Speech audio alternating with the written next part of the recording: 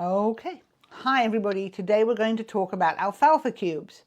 So alfalfa is a legume. It is the same plant, same family of plants as peas, beans, and soybeans.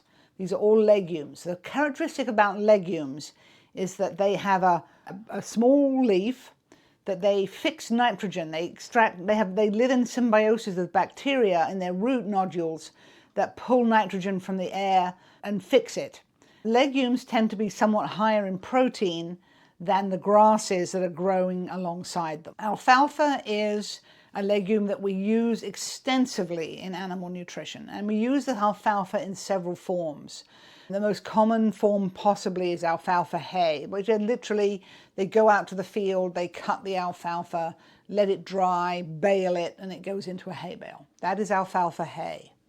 Then we have the same alfalfa can be cut, and it can be either dried in the field or it can be brought into the barn and dried in the barn. It depends on the arrangement that the farmer has.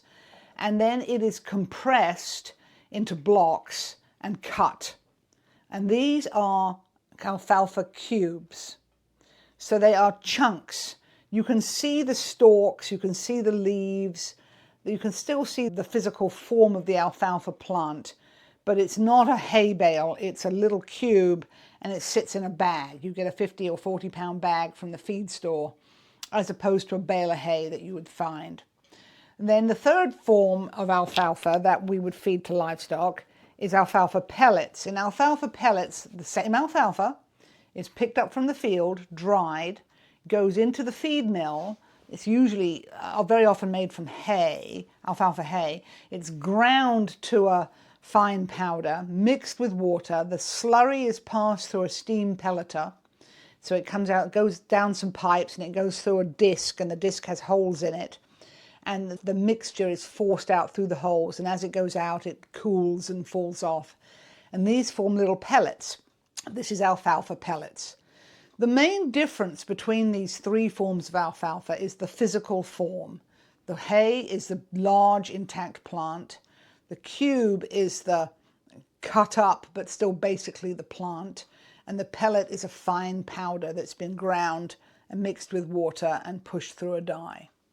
Of the three of them, cubes are probably the most commonly fed, though maybe the alfalfa hay is, depends which part of the country you're in.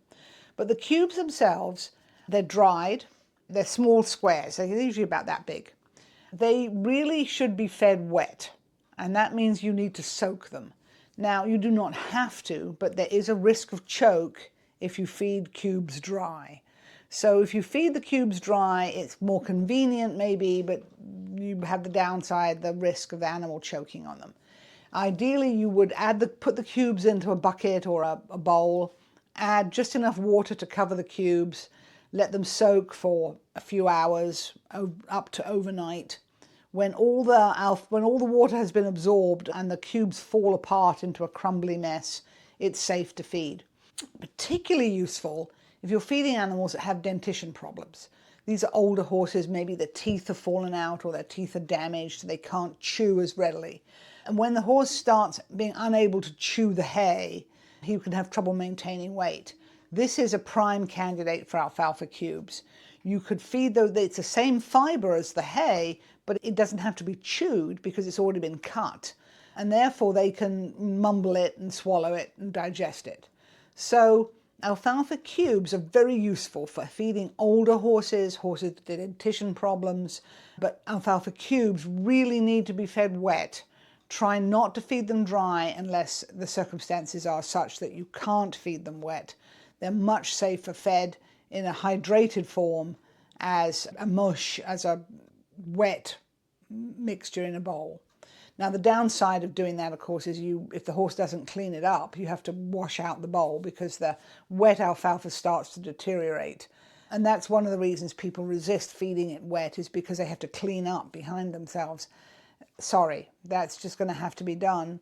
Don't feed as much if they don't finish off what you've given them. But alfalfa cubes are very useful for older horses, very useful for horses with dentition problems, and it's a very easy to store and handle form of alfalfa.